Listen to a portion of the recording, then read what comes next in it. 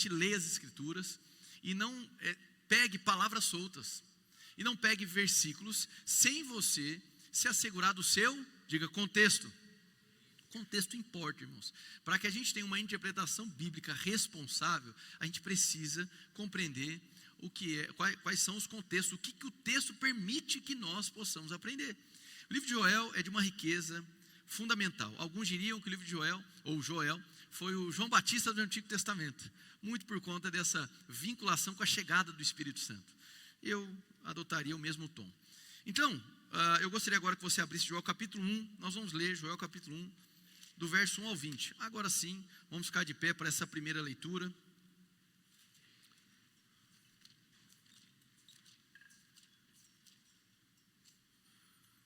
A gente vai ler Joel capítulo 1, verso 20, do 1 ao 20. Vamos lá, Joel 1, 1. A palavra do Senhor que veio a Joel, filho de Petuel. Ouçam isto, anciãos, escutem todos os habitantes do país. Já aconteceu algo assim nos seus dias? Ou nos dias dos seus antepassados? Contem aos seus filhos o que aconteceu, e eles aos seus netos, e os seus netos à geração seguinte. O que o gafanhoto cortador deixou, o gafanhoto peregrino comeu. O que o gafanhoto peregrino deixou, o gafanhoto devastador comeu. O que o gafanhoto devastador deixou, o gafanhoto devorador comeu. Verso 5, acordem bêbados e chorem. Lamentem-se todos vocês, bebedores de vinho. Gritem por causa do vinho novo, pois ele foi tirado dos seus lábios. Uma nação poderosa e inumerável invadiu a minha terra. Seus dentes são dentes de leão, suas presas são de leoa. Arrasou as minhas videiras e arruinou as minhas figueiras. Arrancou-lhes a casca e derrubou-as, deixando brancos os seus galhos. Planteiem como uma virgem em vestes de luto, que se lamentam pelo noivo da sua mocidade. As ofertas de cereal e as ofertas derramadas foram eliminadas do templo do Senhor. Os sacerdotes que ministram diante do Senhor estão de luto. Os campos estão arruinados, a terra está seca, o trigo está destruído, vinho novo acabou, o azeite está em falta. Desesperem-se agricultores, chorem produtores de vinho. Fiquem aflitos pelo trigo e pela cevada, porque a colheita foi destruída. A vinha está seca e a figueira murchou. A romazeira, a palmeira, a macieira e todas as árvores do campo secaram. Secou-se mais ainda a alegria dos homens. Verso 13, ponham vestes de luto, ó sacerdotes, e planteiem. Chorem alto, vocês que ministram perante o altar, venham. Passem a noite vestidos de luto, vocês que ministram perante o meu Deus, pois as ofertas de cereal e as ofertas derramadas foram suprimidas do templo do seu Deus. Decretem um jejum santo, convoquem uma assembleia sagrada, reúnam as autoridades e todos os habitantes do país no templo do Senhor, o seu Deus, e clamem ao Senhor. Aquele dia. Sim, o dia do Senhor está próximo. Como destruição poderosa da parte do Todo-Poderoso ele virá. Não é verdade que a comida foi eliminada diante dos nossos próprios olhos e que a alegria e a satisfação foram suprimidas do templo do nosso Deus? As sementes estão murchas, debaixo dos torrões de terra. Os celeiros estão em ruínas. Os depósitos de cereal foram derrubados, pois a colheita se perdeu. Como muge o gado. As manadas andam agitadas, porque não tem pasto. Até os rebanhos de ovelhas estão sendo castigados. A ti, Senhor, eu clamo, pois o fogo devorou as pastagens e as chamas consumiram todas as árvores do campo. Até os animais do campo clamam a ti, pois os canais de água se secaram e o fogo devorou as pastagens. Feche os teus olhos, curve sua cabeça, Senhor, em nome de Jesus. Muito obrigado, Pai, pela tua palavra. Muito obrigado, Senhor, por essa comunidade. Que os nossos ouvidos, os nossos corações sejam abertos para receber daquilo que o Senhor tem para falar conosco. Senhor, obrigado pelo acesso à tua presença. Obrigado, Senhor, por cada pessoa que veio aqui. Eu creio que há um agir do teu Santo Espírito em cada irmão que está aqui. Obrigado pela tua bênção repousando sobre nós. E eu te peço, Senhor, nos leva a um local mais profundo de conhecimento das tuas sagradas escrituras. Te peço, Senhor, pelo teu Santo Espírito, uma facilitação para que nós possamos aprender da maneira que convém. Nos ajude a endireitar os nossos corações. Nos ajude, Senhor, a permanecer com os olhos em ti. Assim eu oro, em nome de Jesus, amém e amém. Pode tomar aí o seu lugar.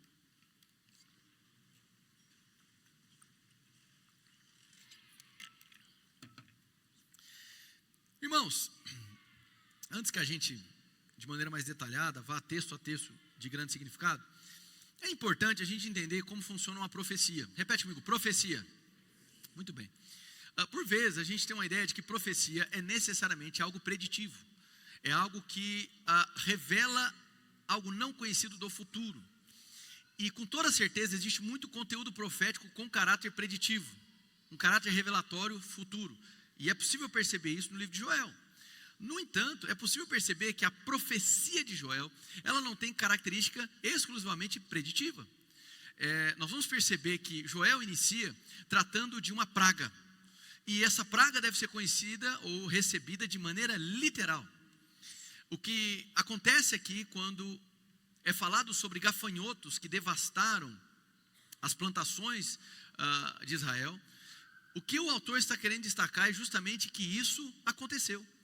O fato é que ele trabalha com este fato histórico, a destruição das plantações, mediada pelos gafanhotos, as implicações dessa praga no culto sacerdotal do Antigo Testamento, as implicações da devastação causada por essa praga de gafanhotos literal que aconteceu, e o que isso gerou de repercussão na sociedade, atingindo os mais velhos, os mais novos, as lideranças, os sacerdotes.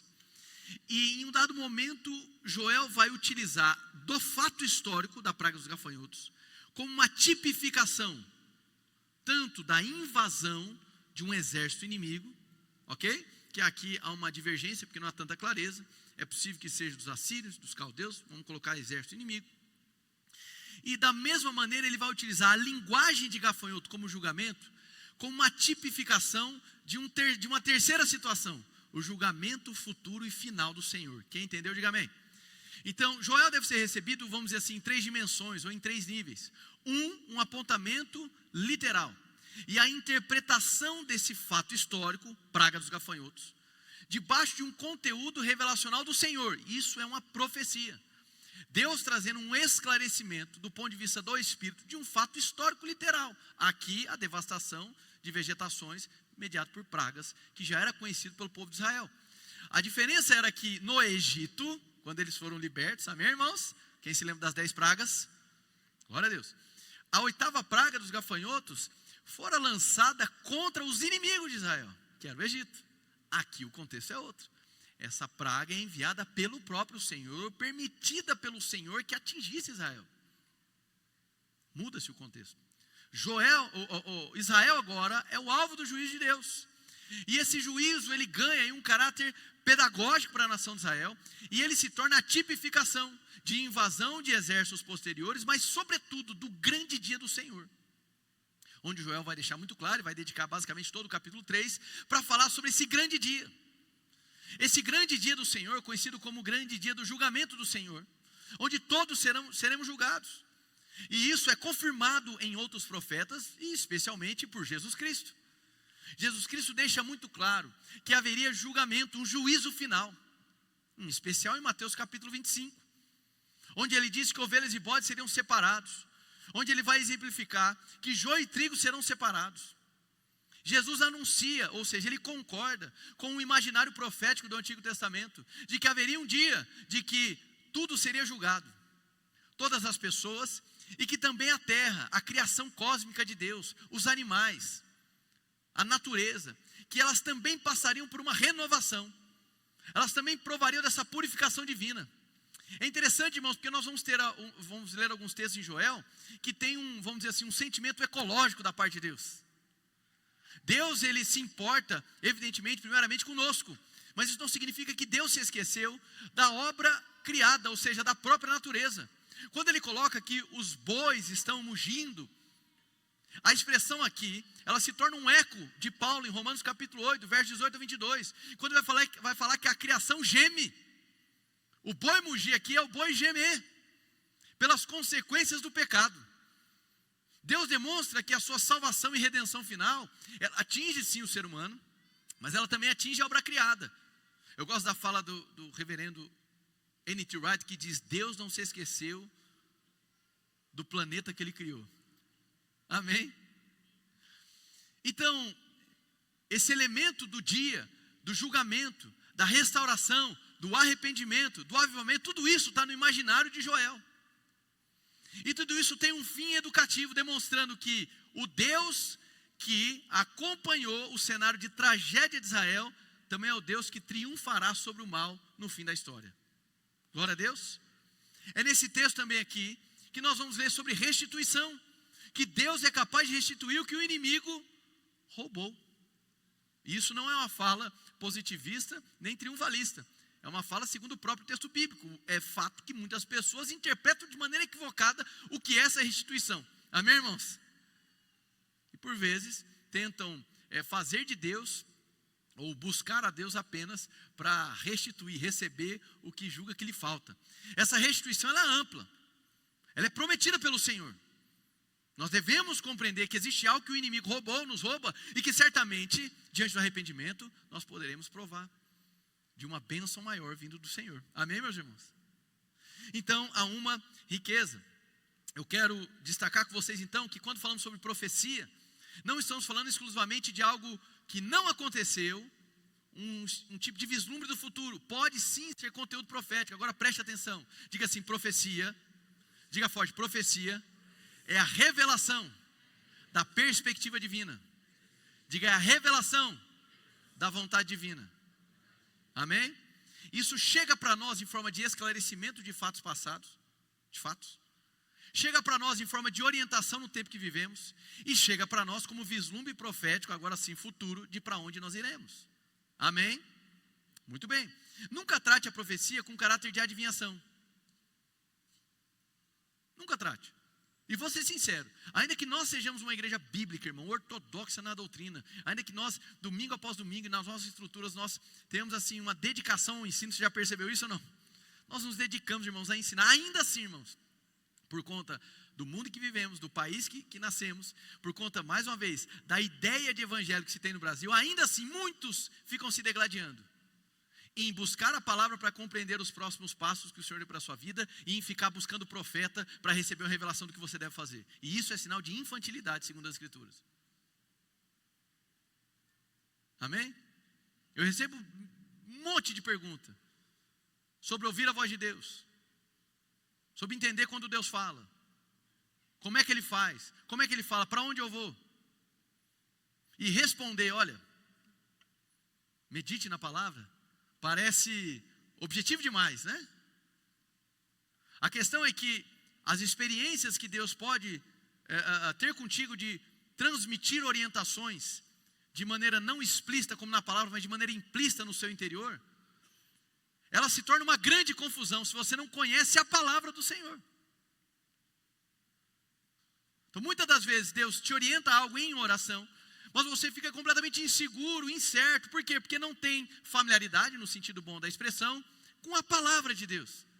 A palavra de Deus é a autorrevelação divina. Deus quis se comunicar conosco, Deus quis se revelar, e Ele fez isso por meio da, diga, palavra de Deus. Por isso ela é lâmpada para os nossos pés, luz para os nossos caminhos. Glória a Deus, irmãos. Então nós precisamos da palavra. E precisamos entender a natureza da profecia. Bom, vamos lá. Abra aí em Joel capítulo 1, vamos tratar aqui, não vai ser versículo a versículo literalmente, mas nós vamos abordar muitos versículos por versículos. No versículo 2,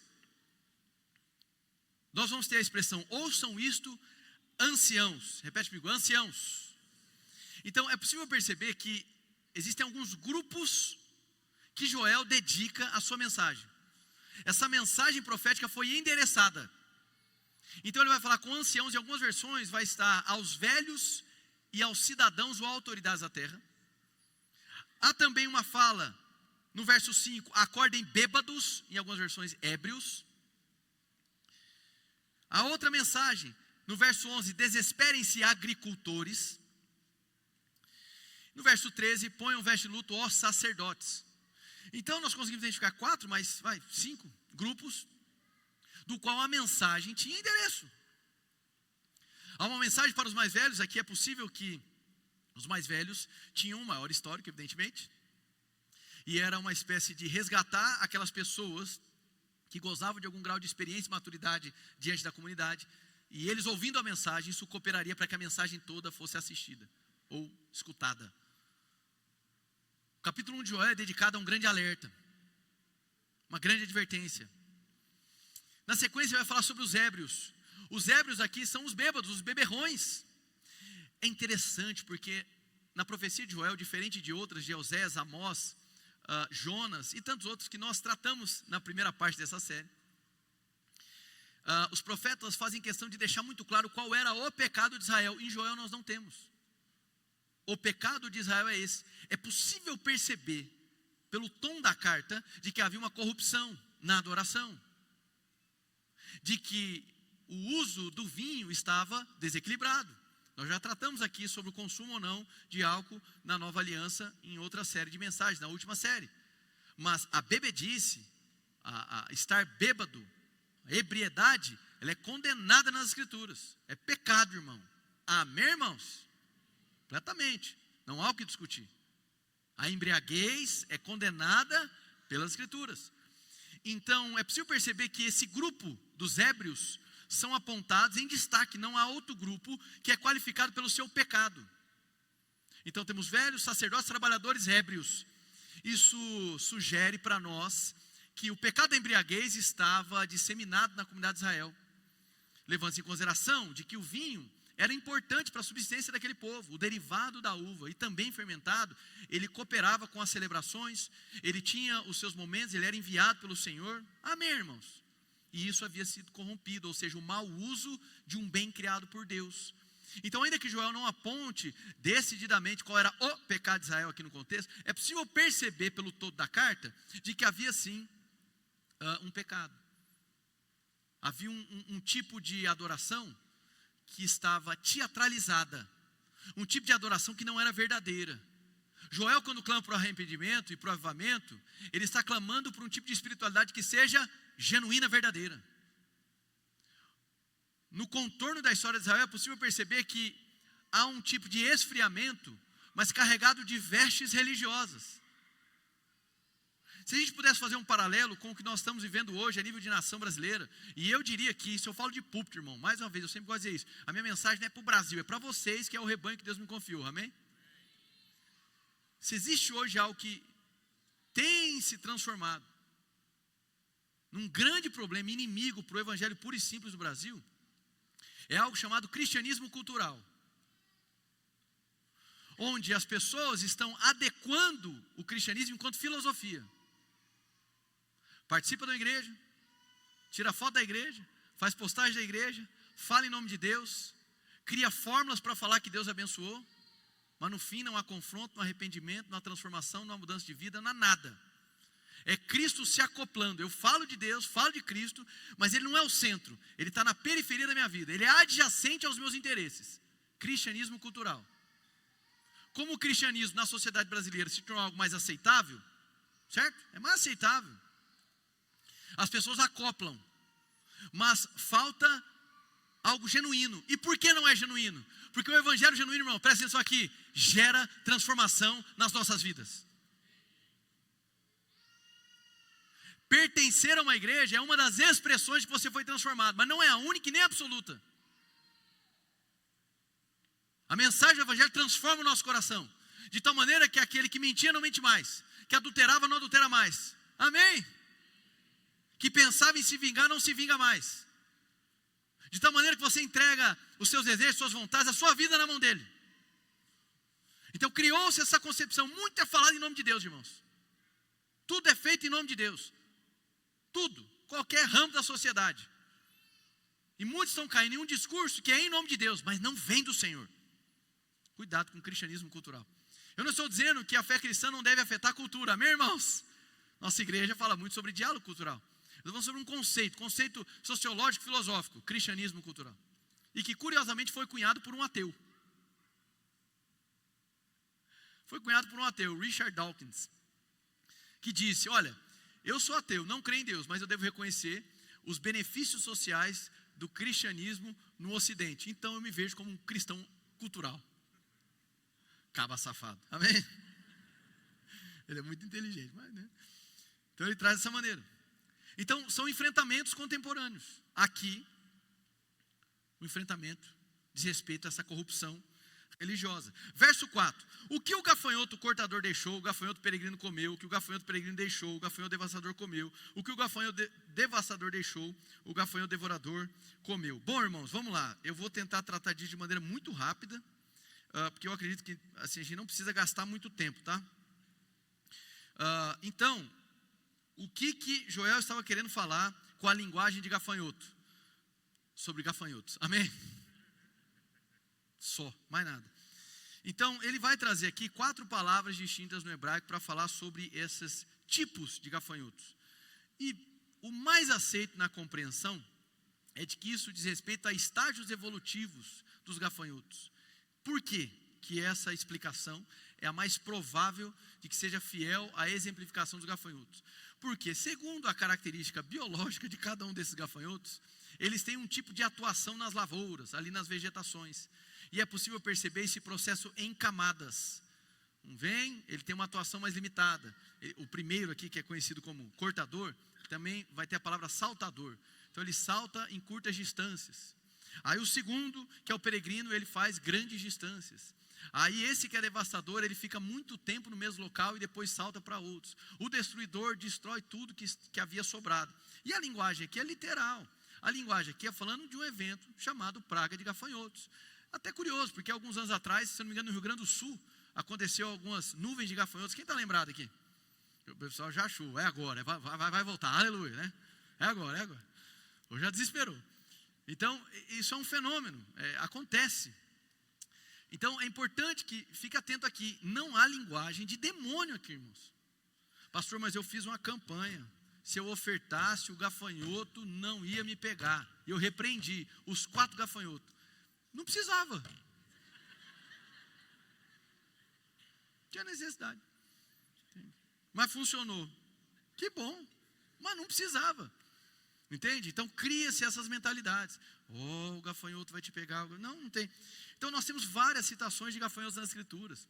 Desde o gafanhoto sendo utilizado como alimento, de João Batista, por exemplo, em outros momentos também é utilizado no Antigo Testamento.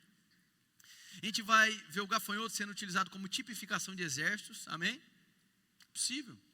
Em Apocalipse 9:34 também é citado sobre grandes gafanhotos. E não me faça associação com helicóptero. Amém, irmãos? Que eu já vi essa bizarrice ser feita. A linguagem de gafanhoto vai ser utilizada em Provérbios 30:22 também como linguagem do ensino de sabedoria. Então não há. Em Malaquias, que é o texto que o pessoal gosta, Malaquias 3:11 e 12, a linguagem também não é de demônio.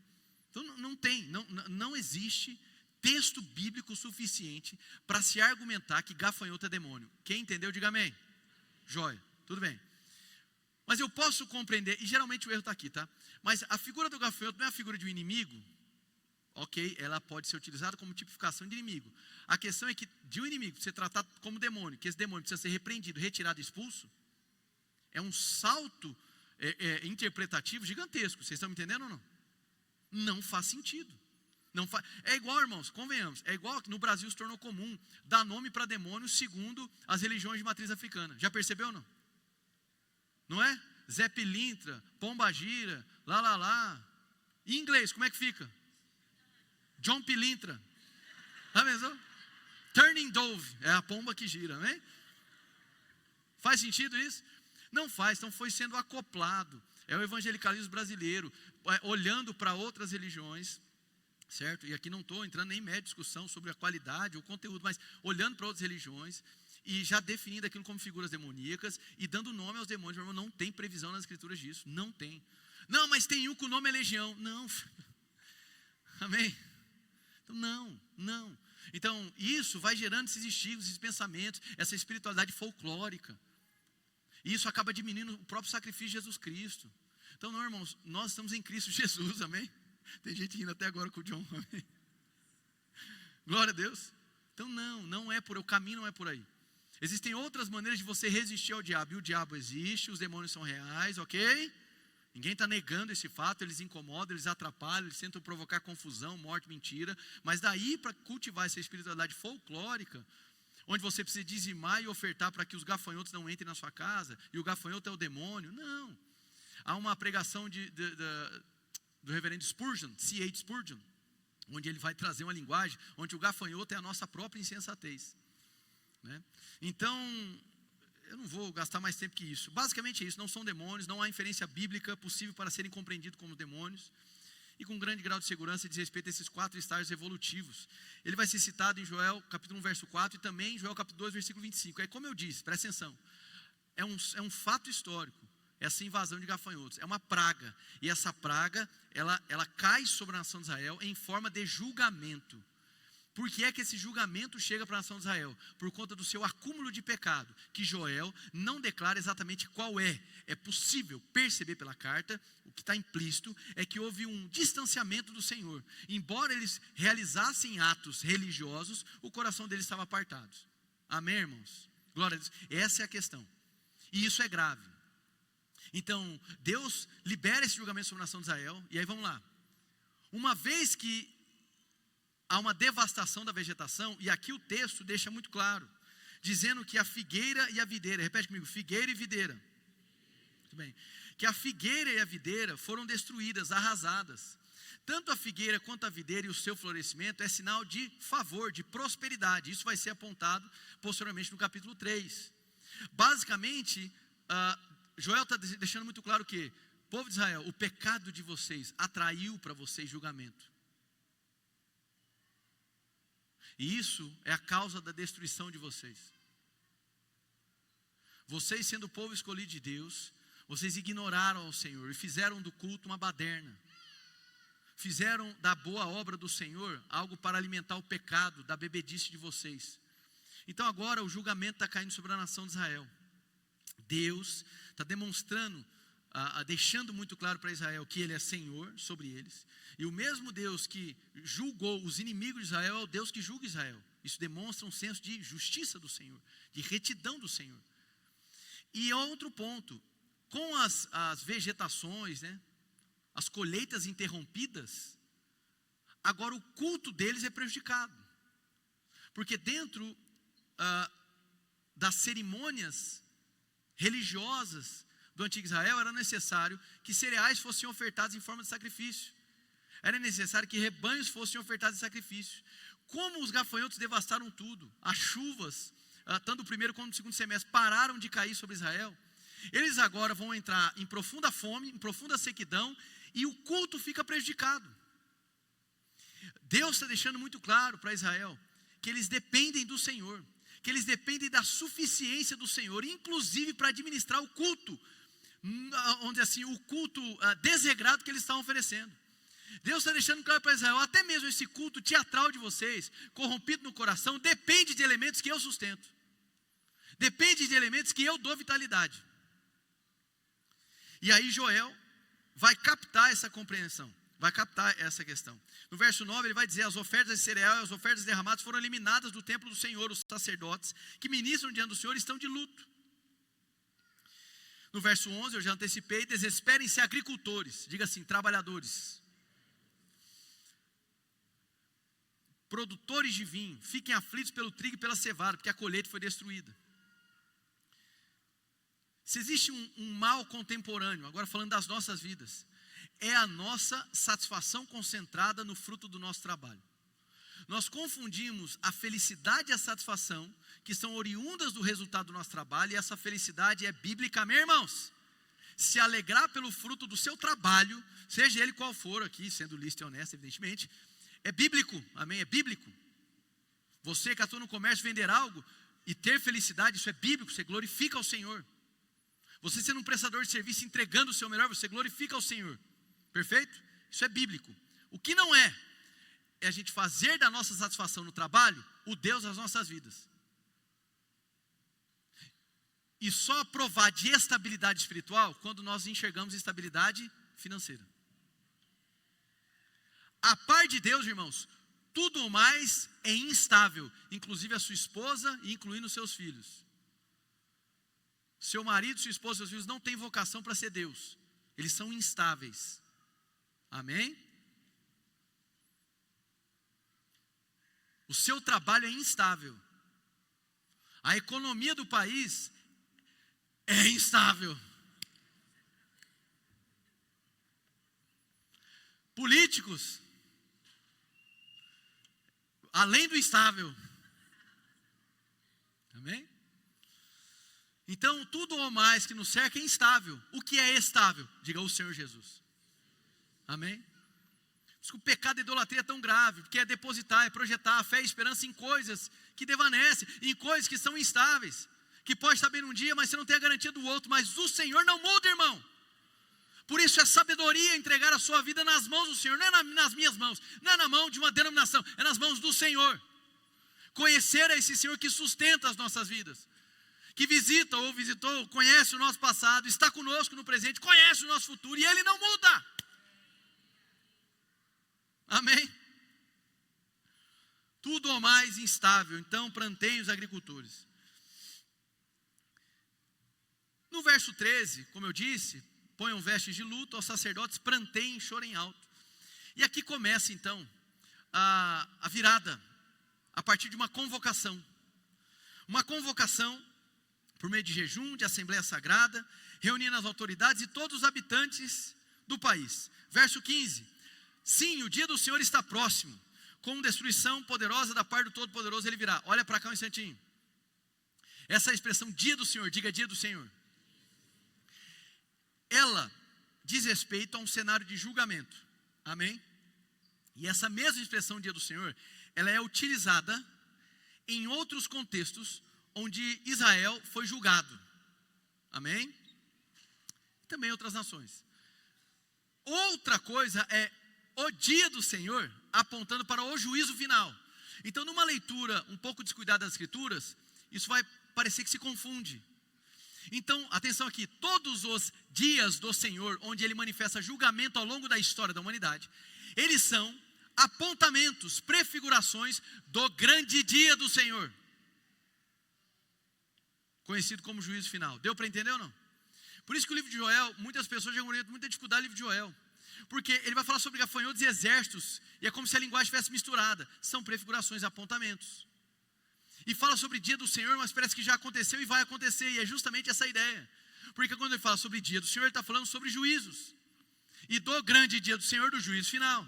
Amém, irmãos? Perfeito. Verso 19. A ti, Senhor, eu clamo, pois o fogo devorou as passagens, e as chamas consumiram todas as árvores do campo. Até os animais do campo clamam a ti, pois os canais de água secaram e o fogo devorou as pastagens. Eu disse que há uma questão ecológica da parte de Deus. Ele não está olhando apenas para nós, mas para toda a obra criada. E da mesma maneira como há redenção para nós, haverá também uma redenção, uma renovação para toda a obra criada. Amém, irmãos? Só não me pergunte se vai ter cachorro ou não no céu. Amém? Não tem como te afirmar esse tipo de coisa. Eu espero que sim. Amém, irmãos? Joel capítulo 2, vamos lá. Joel capítulo 2, verso 1. Toquem a trombeta em Sião, deem um alarme no meu santo monte, tremam todos os habitantes do país, pois o dia do Senhor está chegando. Olha para cá. O soar da trombeta era utilizado em alguns contextos da nação de Israel, certo? Convocação de jejum, preparação para a guerra, o anúncio da guerra. E aqui a linguagem de trombeta está voltada para esse contexto. A questão é o seguinte, presta atenção aqui. Joel está falando sobre uma figura de gafanhotos que destruiu, de maneira literal, as plantações, simplesmente sucumbiu à colheita de Israel. Ele vai passar a falar sobre a invasão de exércitos inimigos. Como eu disse, é muito provável que ele esteja utilizando a linguagem de gafanhotos, falando sobre exércitos que invadiram Israel, porque isso aconteceu por diversas vezes. Alguns autores pensam que ele apenas está reforçando a ideia dos próprios gafanhotos do ponto de vista literal. A questão é que Joel vai perceber que a maneira de enfrentar essas batalhas, diga batalhas, é por meio do arrependimento. Então Joel vai capturar uma cena que talvez seja distinta do que a gente está ambientado. A gente olha para uma destruição de uma lavoura. Talvez a primeira coisa que nós pensaríamos não seja arrepender-se, lamentar e arrepender. Talvez a gente olha para a invasão de exércitos inimigos e a última coisa que a gente vem a pensar é em orar e se arrepender e lamentar. Sim ou não, irmãos? Então, Joel é o profeta do seu tempo que consegue perceber o coração de Deus, apontando para essa necessidade do ser humano de voltar os seus olhos para o Senhor. Essa temática de voltar-se para Deus, ela vai permear toda a profecia de Joel. Glória a Deus, meus irmãos. Amém. Eu quero que você vá lá para o verso 11 de Joel capítulo 2. O Senhor levanta a sua voz à frente do seu exército. Como é grande o seu exército, como são poderosos os que obedecem a sua ordem. Como é grande o dia do Senhor, como será terrível, quem poderá suportá-lo. Verso 12, agora porém, declara o Senhor, voltem-se para mim de todo o, repete bem forte, arrependimento. Muito bem, arrependimento é voltar-se para o Senhor.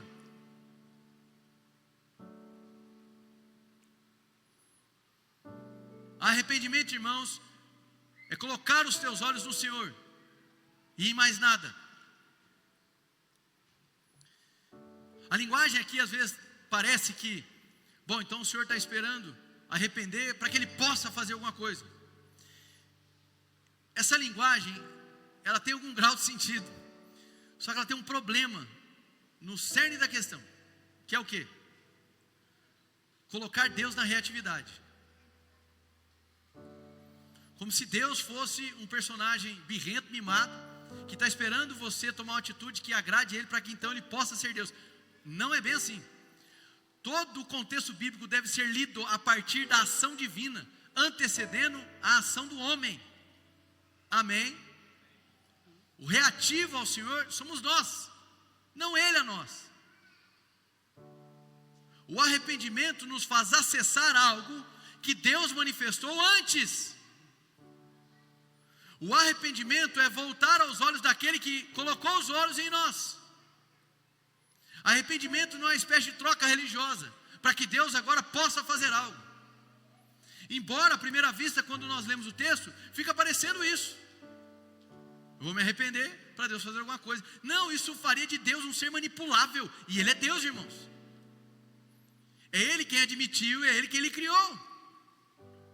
É Ele quem lhe deu fôlego de vida. É Ele quem criou Israel. É Ele quem confiou a Israel uma promessa. Então arrependimento é ação provocada pelo Espírito Santo.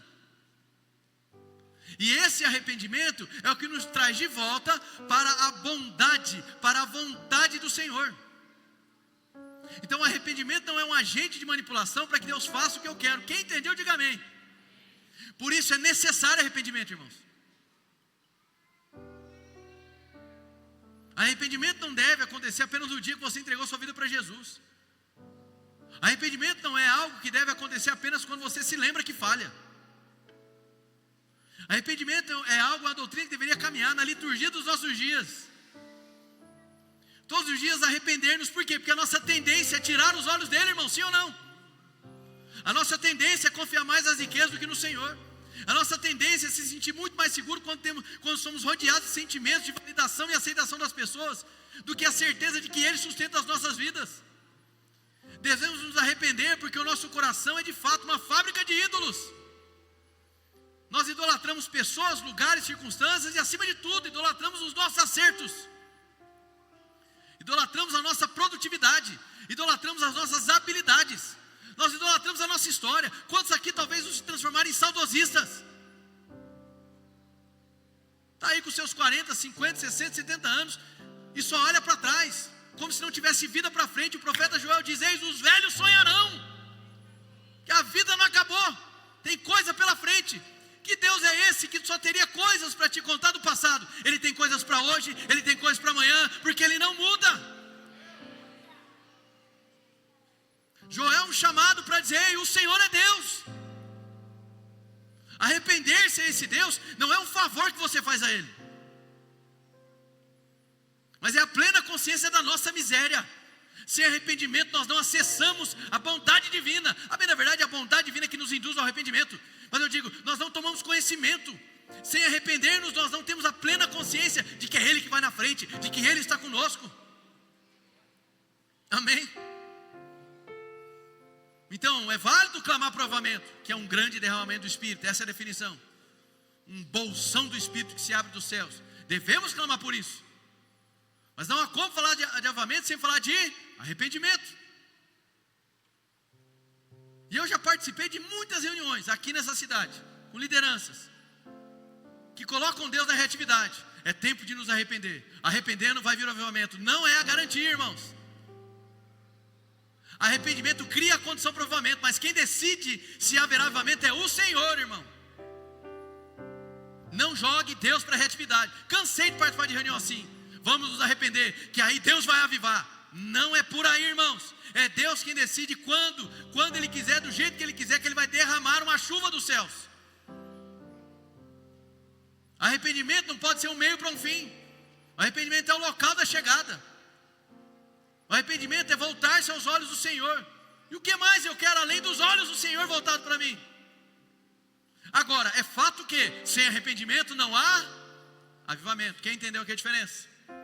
Uma coisa é pontuar, o cenário de um avivamento é arrependimento, perfeito. Outra coisa é dizer, se arrependendo vai descer o avivamento. Não é, isso é ilusão. Isso está machucando, ferindo muita gente ao redor do Brasil, com promessas de avivamento. Não se manipula Deus. Joel, irmãos, Deus é Senhor. Ele é o eterno, Ele é o governador, Ele quem sustenta todas as coisas. E é Ele quem sustenta a minha e a sua vida. Se você está aqui, diga amém. Voltem-se para mim de todo o coração, com jejum, lamento e pranto. Rasguem o coração e não as vestes. Olha aqui, isso é uma crítica ao cerimonialismo, a uma espiritualidade teatralizada. Tá, Henrique, traz para os meus dias atuais. Vir no domingo, se achar plenamente religioso, e de segunda a sábado se esquecer do Senhor. Vir no domingo, colocar uma veste adequada, levantar as suas mãos, cantar como quem vibra, e ao sair daqui já voltar a ser iracundo, a ser vingativo. Amém? Deus, Ele quer te tocar nos domingos, sim, mas Ele não quer parar a obra dele no domingo, irmão. Aqui é onde começa, amém? Deus é Deus da segunda-feira, da terça, quarta, quinta, sexta, sábado e domingo. Que nós aprendemos, nos alimentamos do Senhor. Isso é uma mensagem para todos, começando por mim. Rasgue o coração, porque a nossa tendência é rasgar as vestes. O que seria rasgar as vestes? Cerimonialismo. Se sentir plenamente satisfeito pela boa cerimônia que você pratica. Se sentir plenamente satisfeito pelo bom ritual que você cumpre. Diga, Deus tem mais para mim. Diga, Deus tem mais para mim. Voltem-se para o Senhor, verso 13. E o seu Deus, pois Ele é misericordioso e compassivo, muito paciente e cheio de amor. Atenção agora aqui. Arrepende-se e não envia desgraça. E agora?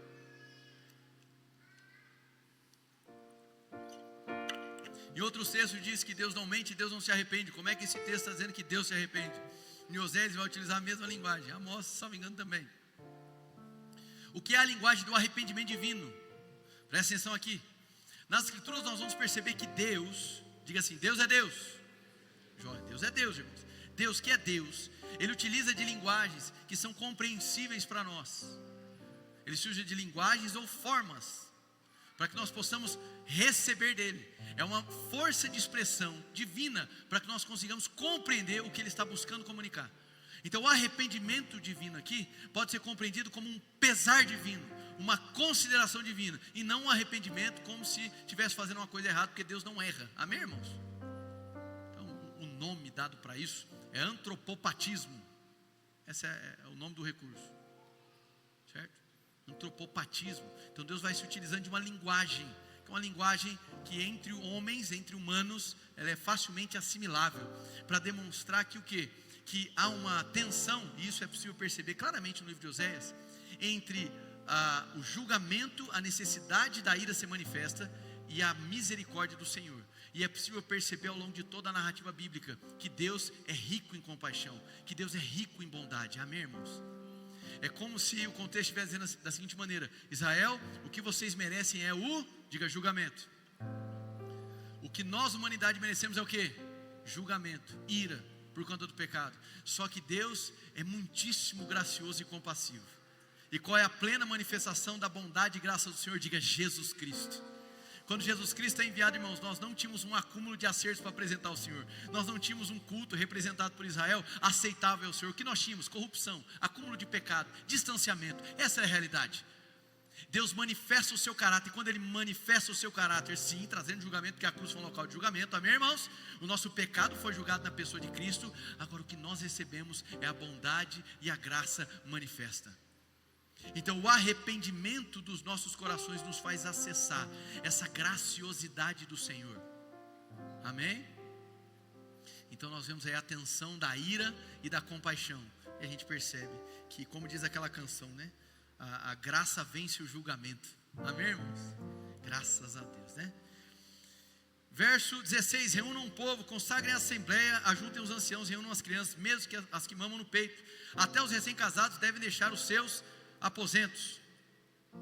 17, que os sacerdotes que ministram perante o Senhor chorem entre o pórtico do templo e o altar, orando: poupa o teu povo, Senhor, não faças a tua herança objeto de zombaria e de chacota entre as nações, a herança que é o próprio povo de Israel. Porque se haveria de dizer pelos povos onde está o Deus deles. Então aquele povo, atenção aqui, ele é convocado a orar. E nessa oração que ele é convocado, certo? Presta atenção aqui. Eles estão colocando os seus lamentos, o seu arrependimento perante ao Senhor. E se lembrando das promessas que o Senhor havia feito. Agora presta atenção aqui. O Senhor está buscando, diga assim, adoração verdadeira. E é isso que ele busca hoje. Verso 18, então o Senhor mostrou zelo por sua terra e teve piedade do seu povo. Quantos podem dar graças a Deus? O Senhor respondeu ao seu povo: estou enviando para vocês trigo, vinho novo e azeite, o bastante para satisfazê-los plenamente. Nunca mais farei de vocês objeto de zombaria para as nações. Verso 20, para quem estava com medo, né? Levarei o invasor que vem do norte para longe de vocês, empurrando para uma terra seca e estéril, a vanguarda para o mar oriental e a retaguarda para o mar ocidental. Porque mar a mar aqui, irmãos, o mar morto e o mar Mediterrâneo, e a retaguarda para o mar ocidental, e a sua podridão subirá, o seu mau cheiro se espalhará. Ele tem feito coisas grandiosas. Verso 21, não tenha medo a terra, regozije-se, alegre-se. O Senhor tem feito coisas grandiosas, não tenham medo, animais do campo, pois as pastagens estão ficando verdes, as árvores estão dando seus frutos, a figueira e a videira estão carregadas. Então diga assim: Deus mudou o cenário. Deus é especialista em transformar cenários de tragédia em cenários de bênção. Amém? Atenção, a maior bênção é o próprio Senhor. Em Josué capítulo 1 é possível perceber a ênfase de Deus para Josué, que assumiria aqui a liderança do povo de Israel no lugar de Moisés. E a ênfase é: eu estarei contigo. Diga: eu estarei contigo. Diga forte: Ele está comigo.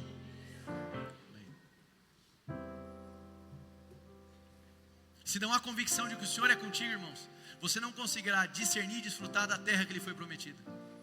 A questão é que nós somos rápidos, habilidosos em desprezar o Senhor da terra pelos benefícios da terra. Na espiritualidade que se pratica nos dias atuais, diante do consumismo, materialismo, a terra prometida de muitos se transformou numa matéria, numa conquista, numa questão de sucesso social. Usamos ao Senhor para entrar na terra, naquilo que queremos, e nos esquecemos do Senhor quando provamos os seus benefícios. Vocês estão aqui ou foram embora, irmãos? Amém. Verso 23, alegre-se, regozije no Senhor, Ele dá a vocês as chuvas de outono conforme a sua justiça, Ele envia a vocês muitas chuvas, as de outono e as de primavera, como antes fazia. Isso aqui diz respeito, irmãos, à necessidade que a nação de Israel tinha dessas chuvas para que houvesse colheita. Sem essas chuvas não tinha possibilidade.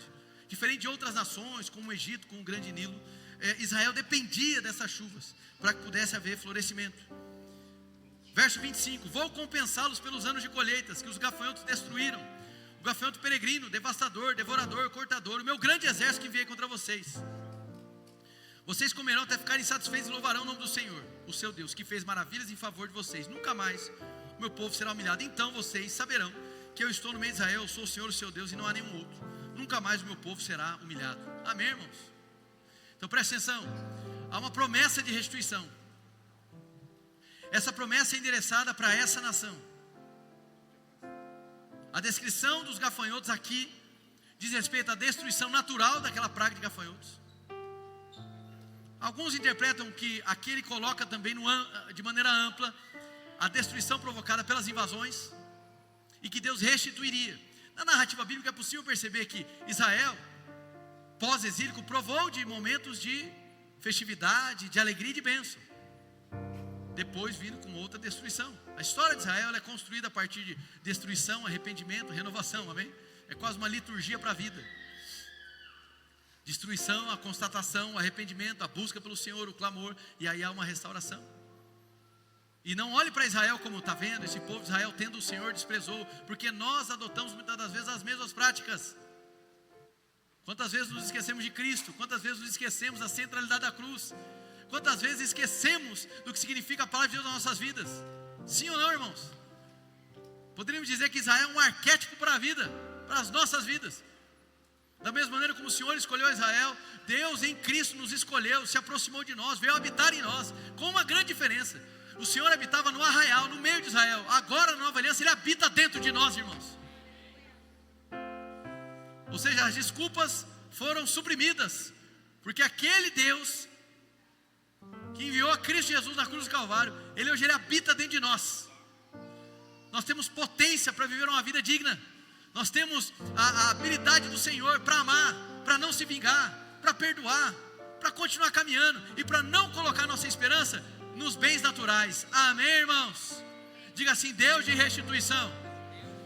Deus é um Deus que restitui. Amém, irmãos? Agora tome cuidado, porque muitas das vezes você está querendo regrar o que Deus vai lhe restituir, ou você está querendo determinar o que Deus tem que te restituir. Deus é Deus de restituição, e é o que me parece, eu vou concordar com o Spurgeon mais uma vez: o que ficou e o que se perdeu foi perdido, irmão.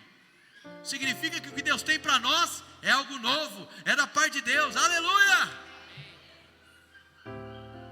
Então não fique mensurando a restituição de Deus por aquilo que você efetivamente perdeu. Diga: Ele tem muito mais. Diga: Ele tem muito mais. Então sim, nós podemos ficar assim animados no coração, na certeza de que, olhando para a nossa história, coisas que foram perdidas, feridas que foram abertas, traumas que foram colocados, que Deus tem mais para nós. Ele tem um suprimento diferente, Ele tem um bálsamo diferente, Ele tem uma cura diferente, Ele tem mais para nós, irmãos. Nós desejamos pouco demais, concordando com o John Piper. Os nossos desejos são pequenos demais. Nossos desejos deveriam estar centrados na presença do Senhor e tudo o mais que Ele tem para nós. Nós diminuímos a Deus até mesmo os nossos pedidos. Nós diminuímos a Deus, nós mendigamos coisas do passado que foram retiradas, sendo que o que Deus tem para nós é muito mais. Diga: muito mais.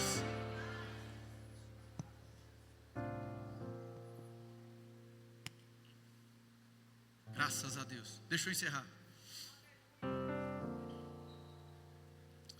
Verso 28, diga: e depois disso. Fala: mas espera aí, tudo isso não é um avivamento? Diga aí: depois disso. Diga uma vez: depois disso, derramarei do meu espírito sobre todos os povos. Os seus filhos e as suas filhas profetizarão, os velhos serão sonhos, jovens terão visões, até sobre os servos e as servas derramarei do meu espírito naqueles dias. Mostrarei maravilhas no céu e na terra, sangue e fogo e nuvem de fumaça. O sol se tornará em trevas, a lua em sangue, antes que venha um grande e temível dia do Senhor. E todo aquele que invocar o nome do Senhor será salvo, pois conforme prometeu o Senhor no monte Sião em Jerusalém, haverá livramento para os sobreviventes, para aqueles que o Senhor chamar. Atenção aqui, diga: depois disso. Se o texto tinha endereço, se o texto profético ele está ocupando um espaço no tempo de Israel, isso significa que esse depois disso era depois de todos esses acontecimentos com Israel. A gente absorve os princípios acerca de Deus, de que Ele sustenta, de que Ele é fiel, de que Ele restitui, amém? Mas não perde o fluxo narrativo do texto. O depois disso é depois desses acontecimentos com Israel. E esse depois disso veio acontecer muitos anos depois, centenas de anos depois. Atos capítulo 2. A pergunta é: Pedro olha e diz assim: hoje se cumpre o que fora predito pelo profeta Joel. Se cumpriu, irmão? Diga: sim, mas não totalmente. Existem elementos da profecia de Joel que não foram cumpridos ainda, mas isso é possível totalmente. É possível perceber o cumprimento parcial de profecias. Não há detalhamento sobre algumas tipificações da profecia. O que nós podemos reconhecer é que a partir do derramamento do Espírito, em Atos capítulo 2, iniciaram-se os últimos dias. Então, desde Cristo Jesus, que nós estamos vivendo os últimos dias. Nós não estamos vivendo os últimos dias por conta da nossa geração. Nós estamos vivendo os últimos dias por conta de Cristo Jesus, que inaugurou os últimos dias. Então aqui depreende-se o contexto de reino já e ainda não. Diga: já e ainda não. O reino chegou, mas o reino chegará. O avivamento chegou, ele selou o começo dos últimos dias, mas existem elementos de final dos tempos que ainda se sucederão. Amém, irmãos? No meio desse período entre o primeiro derramamento e o juízo final do Senhor, O Senhor pode vir a derramar outros contextos? Sim, graças a Deus. Quando Ele quiser. Amém? Há um cenário requerido de arrependimento, mas quem libera a chuva, quem libera a presença ao Senhor. Cabe a nós clamar por avivamento? Diga sim. Mas se o clamor por avivamento não estiver acompanhado de uma disciplina de arrependimento, irmãos, desculpa, é só palha, é só pirotecnia, é só teatralização, é só choro e ranger de dentes, se jogar no chão para nada, é só barulho, evento e festa para nada. Clamor por avivamento sem a ênfase do arrependimento, esquece, irmão, é barulho, não produz nada. E essa crítica tem que ser feita. Amém. Avivamento, irmãos, é caracterizado pela descida do Espírito Santo, pelo derramar do Espírito Santo, não é por grande ajuntamento. Senão o show do Luan Santana era avivamento. Brasil jogando contra a Colômbia também.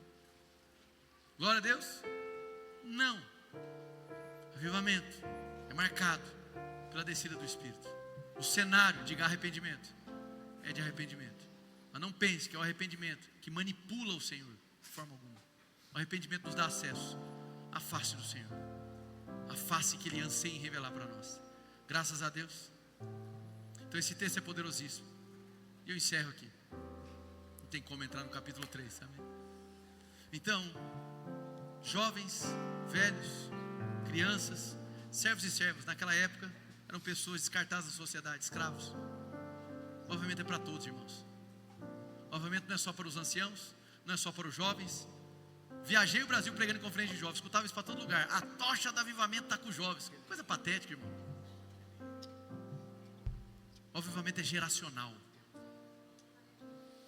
Geracional. Os velhos têm o seu lugar. Os homens, as mulheres, as crianças. Graças a Deus. E o Espírito há de ser derramado, como foi derramado naquele dia. O toda a carne não é uma questão quantitativa, mas qualitativa. Isso é importante para nós. Todo tipo de gente. Amém? Joel 3 vai falar sobre o grande dia do Senhor, sobre a grande vitória. Aí vai ficar de tarefa para você meditar em casa. E você vai perceber que a promessa de uma cidade santa, a promessa de um reino vindouro e eterno com o Senhor, foi previsto por Joel. E nós cremos que assim se cumprirá na volta de Jesus Cristo. Quantos podem dar uma glória a Deus bem forte aí do seu lugar?